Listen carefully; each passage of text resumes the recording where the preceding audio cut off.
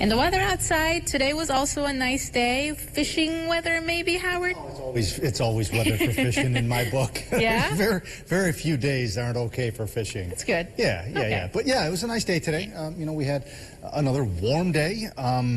Getting into the next few days, weather's going to be pretty unsettled.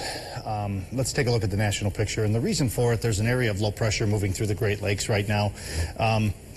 And what's going to eventually happen is we're going to see what's called a cutoff low pressure system develop in the mid-levels of the atmosphere, and that's going to be hanging around. There's a look right now, low pressure sitting through the Great Lakes, wonky looking warm front / stationary front with a weakening warm front north of us. Very unique surface map here, but it is one nonetheless, and we're seeing some thunderstorms. Yeah, check it out. Looks like a flash of lightning right there in Broome County, but more thunderstorms down to the south. And this activity is all moving to the north and east. So overnight tonight, it is possible that we will see some downpours and some thunder. In fact, right there, right over Owego, Appalachian is picking up some lightning right now. I think I might have just heard, I think I might be hearing thunder outside. I'm not sure. Either way, some downpours, and it's not going to last all night long. 60s and 70s. Pretty much everywhere. Delhi 59, but still 69 in Sherburne.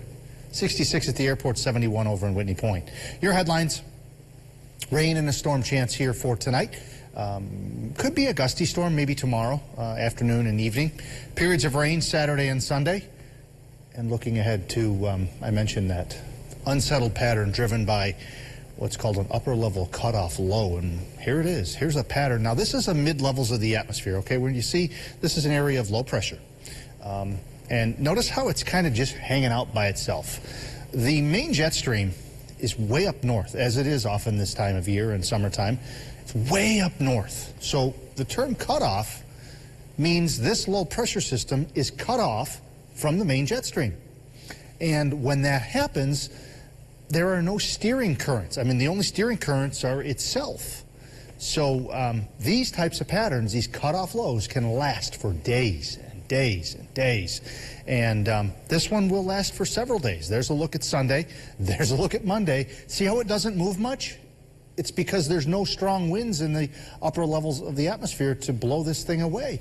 Tuesday, notice it drifts north to the central Great Lakes. And by Wednesday, there's some signs that it begins to migrate into the northeast, and that should reduce our rain chances, I think, by Thursday, but a very stubborn pattern. Rainfall Saturday through Wednesday, we have the potential to get pretty wet. I don't think we're going to see any major issues right now. That was the European. There's the GFS weather model. Again, looking at anywhere from almost an inch to an inch and a half. So the chance of total rain, I think, greater than 1 inch is very high, over 50% or more of the area, but 2 and 3 inches over more than 50% of the area looks pretty low. Overnight, there's some rain, some thunder. Tomorrow morning, rain moves out. We get some breaks of sun, maybe an isolated storm. Tomorrow evening, a batch of rain, maybe some thunder, maybe a gusty storm. Saturday morning into Saturday afternoon, we get some scattered showers coming through.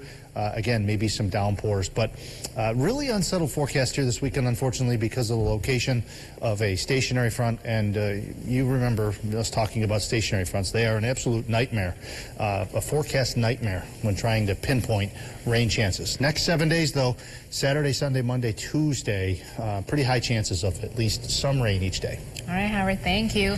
The Bearcats hit